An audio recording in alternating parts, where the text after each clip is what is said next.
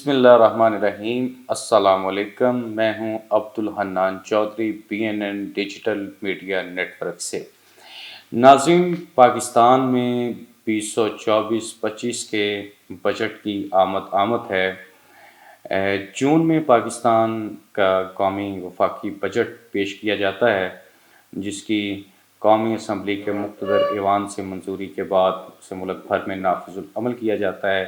اسی طرح صوبائی بجٹ آتے ہیں۔ NFC ایوارڈ کے بعد صوبائی خود مختاری کے جو ڈیسیژن سابق صدر پاکستان بلکہ موجودہ صدر پاکستان آصف علی زرداری صاحب نے اپنے گزشتہ دور صدارت میں NFC ایوارڈ کے ذریعے صوبوں کو صوبائی خود مختاری دی تھی، جس کے بعد بجٹ کے اور دیگر انتظامی امور میں صوبے کافی حد تک خود مختار ہیں، مگر پھر بھی الٹیمیٹلی جو میجر پاورز ہیں وہ وفاق کے پاس ہیں، اور وفاق فیصلہ کرتا ہے کہ پاکستان میں کس طرح ضروریات زندگی اور دیگر معاشی امور کا جو سرکل ہے اس کو کس طرح چلانا ہے۔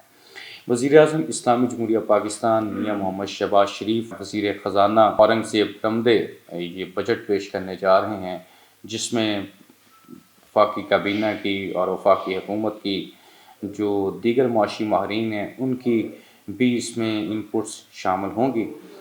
تو میرا آج بات کرنے کا مقصد یہ ہے کہ پاکستان میں جو بجٹ بنائے جاتے ہیں وہ ایک مخصوص طبقے کو مد نظر رکھتے ہوئے بنائے جاتے ہیں، جس میں اشرافیہ کو نوازا جاتا ہے، عام آدمی کے مسائل کا اس میں کم تعین رکھا جاتا ہے۔ چونکہ پاکستان اس وقت شدید داخلی بحرانوں سے دوچار ہے، جس میں معاشی عدم استحکام بھی ہے، سیاسی عدم استحکام بھی ہے، غیر یقینی کی صورتحال ہے، عوام پریشان ہیں، کاروباری صنعتی حلقے بہت پریشان ہیں، ریئل اسٹیٹ بزنس سیکٹر پر نئے ٹیکسز لگائے جا رہے ہیں، صنعتی سیکٹرز پر بھی ٹیکس لگ رہے ہیں۔ تو اس ٹائم پاکستان میں صورتحال یہ ہے کہ پاکستان بھر کے تمام چیمبر آف کامرس میں builder, developer, contractor, realtors, industrialist, businessmen, تمام شعبۂ زندگی جو صنعت و تجارت سے جڑے ہوئے ہیں، جو کاروبار سے جڑے ہوئے ہیں، وہ اس وقت رو رہے ہیں، چیخ رہے ہیں، اور ان کی سننے والا کوئی نہیں ہے۔ تو اس وقت ضرورت اس امر کی ہے کہ پاکستان میں وہ تمام شعبۂ زندگی جو دوسرے انسانوں کے لیے روزگار پیدا کر رہے ہیں، اس بجٹ میں ان کے لیے خاص طور پر ریلیف اور سبسڈیز پیدا کی جائیں۔ ریلیف اور سبسڈیز اس طرح پیدا ہو سکتی ہیں کہ ٹیکسوں کا حجم کم کیا جائے، حالات سازگار بنائے جائیں، میکنزم آسان بنایا جائے، جس سے صنعت و تجارت پھل پھول سکے، ملک ترقی کر سکے۔ اس میں آپ ملیشیا، سنگاپور، ترکی، چائنا اور دنیا کے دیگر ملکوں نے جنہوں نے ترقی کی ہے، اس میں میجر کنٹریبیوشن جو تھا وہ وہاں کے لوکل بزنس مین کا، لوکل انڈسٹریلسٹ کا تھا۔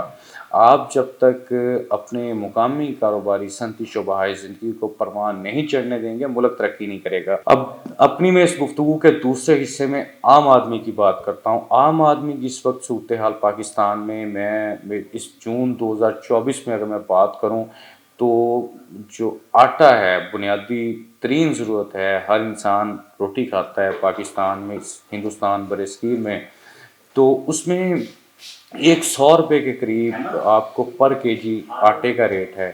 اسی طرح جو دوسری چیزیں ہیں، اشیاء خورد و نوش ہیں، اس میں اسی طرح دوسری جو بنیادی ضروریات زندگی ہیں ان کے نرخ بھی آسمانوں سے باتیں کر رہے ہیں۔ پاکستان میں وفاقی حکومت 8 فروری کو الیکشن کے بعد مارچ سے وجود میں آئی، جس کے چیف ایگزیکٹو وزیر اعظم اسلامی جمہوریہ پاکستان میاں محمد شہباز شریف قومی اسمبلی کے مقتدر ایوان سے منتخب ہوئے، مگر ان کے منتخب ہونے کے بعد حالات کچھ یوں ہیں کہ پاکستان میں معاشی کام بالکل اسی طرح چل رہا ہے، سیاسی عدم استحکام بھی اسی طرح ہے، حالات کہیں بھی سنبھلنے یا بہتر ہونے کا نام نہیں لے رہے۔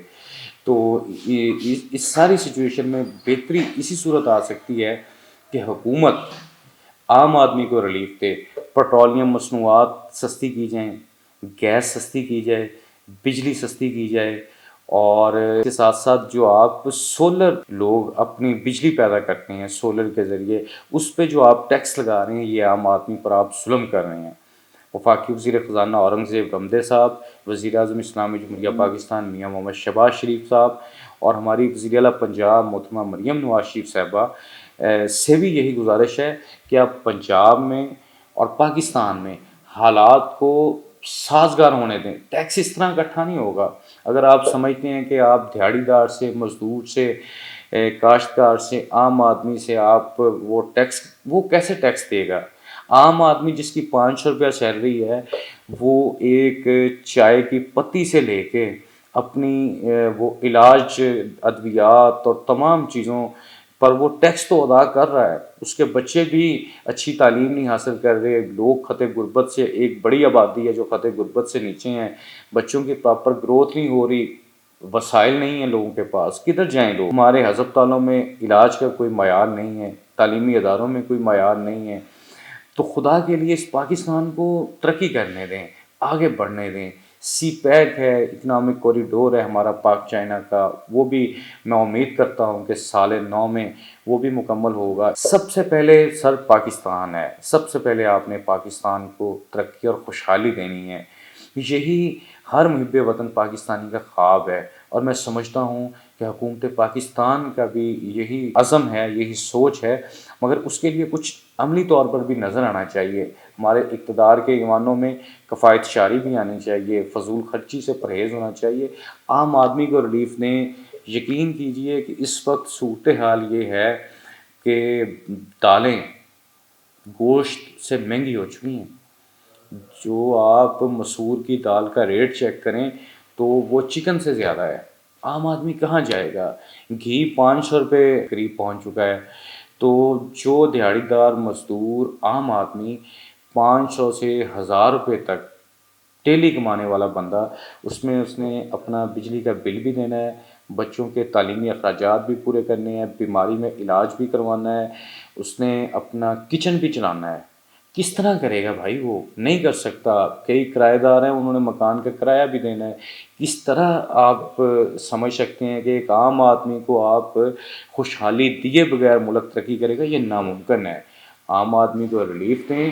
عام آدمی کو آپ بجلی، گیس، پیٹرولیم مصنوعات، ضروریات زندگی، اشیاء خورونوش میں آپ قیمتوں میں توازن لے کے آئیں. شہباز شریف صاحب، آپ ایک ٹائم پہ 2 روپے روٹی لے کے آئے تھے. آج بھی لاہور میں، پنجاب میں، پاکستان 20 روپے کی روٹی بک رہی ہے. کوئی نہیں پوچھنے والا، کوئی پرسان حال نہیں ہے کہ آپ ملک میں مہنگائی کا بوجھ کم کریں. لوگوں میں وہ جو عدم برداشت، انتہا پسندی، فرسٹریشن، ذہنی تناؤ، ذہنی دباؤ اور عجیب قسم کا ایک پورے معاشرے کا ماحول بن چکا ہے، جس کی بنیادی وجہ مہنگائی ہے، جس کی بنیادی وجہ بے روزگاری ہے. آپ لوگوں کو یہ ویلفیئر، پاکستان کی جو اسٹیٹ ہے اس کو ویلفیئر اسٹیٹ بنائیں. دنیا کے دیگر ملکوں کی طرح یہاں پر آپ تعلیم میں، علاج میں، ضروریات زندگی میں اور اشیاء خورونوش میں لوگوں کو ریلیف دیں، ریلیف پیدا کریں. لوگوں کو سبسڈیز دیں تاکہ لوگ آسانی سے زندگی گزار سکیں. ان کے لیے کوئی کرائم کی طرف جانے کا ان کو کوئی ضرورت ہی نہ پڑے. تو امید ہے کہ ہمارا جو یہ ابھی آنے والا بجٹ ہے تو اس میں وزیر اعظم اسلامی جمہوریہ پاکستان میاں محمد شہباز شریف، وفاقی وزیر خزانہ اور وفاقی کابینہ اس بات کو خاص طور پر مد نظر رکھے گی کہ اس ملک کو اسی صورت ہم بحران سے نکال سکتے ہیں جب آپ ریلیف دیں گے. ہمارے یہاں پہ سندر انڈسٹریل اسٹیٹ ہے، وہاں مسائل کی بھرمار ہے. سڑکیں ٹوٹی ہوئی ہیں، صنعت کار چیخ رہے ہیں، دوسرے ملکوں میں صنعتیں لے جانے پر مجبور ہو رہے ہیں. انفراسٹرکچر نام کی چیز کوئی نہیں. ہزاروں کی تعداد میں انڈسٹری ہے. دروگا والا انڈسٹریل اسٹیٹ میں، شالامار انڈسٹریل اسٹیٹ، جتنے انڈسٹریل اسٹیٹ لاہور کے، پنجاب کے ہیں، وہاں پہ پرسان حال کوئی نہیں ہے کیونکہ انفراسٹرکچر ہے نہیں. وہاں پہ بجلی کی تاریں اور گیس کے مسائل، انفراسٹرکچر کے ایشوز، سیوریج کے ایشوز اور کئی طرح کے وہاں پہ مسائل ہیں. جتنے انڈسٹریل اسٹیٹ ہیں ان کو آپ سازگار حالات دیں، ان کو انفراسٹرکچر فراہم کریں. آپ ان کو بجلی میں، گیس میں، ٹیکسوں میں سہولیات دیں. ملک کو چلانے کے لیے آپ جو بزنس اسٹیک ہولڈر ہیں، انڈسٹریل اسٹیک ہولڈر ہیں، ان کے ساتھ بیٹھیں، بجٹ کی تجاویز میں بھی آپ ان کی انپٹس شامل کریں، آپ مشاورت لیں تاکہ پاکستان ترقی کر سکے۔ متحدہ عرب امارات مڈل ایسٹ، شیخ راشد بن المکتوم جو بانی ہیں متحدہ عرب امارات کے، وہ اگر آپ ان کا دیکھ لیں، وہ ریئل اسٹیٹ سیکٹر سے انہوں نے ترقی کی ہے، تو انہوں نے ہائی رائز بلڈنگز بنائی ہیں۔ اب دیکھ لیں کہ پوری دنیا دبئی کی طرف جا رہی ہے۔ پاکستان میں ہمارے یہاں پہ پرابلم یہ ہے کہ سسٹینیبل پالیسیز نہیں بنائی جاتی ہیں۔ ٹیکسٹائل پہ ایک ٹائم پہ بوم آیا، ریئل اسٹیٹ پہ بوم آیا، اب وہ چیزیں نیچے کی طرف جا رہی ہیں، تو اس طرح کے حالات نہیں ہونے چاہیے۔ تو میں یہ امید رکھتا ہوں کہ ہماری جو حکومت ہے اور وزیر اعظم اسلامی جمہوریہ پاکستان میاں محمد شہباز شریف اس بجٹ کو عوام دوست بنائیں گے۔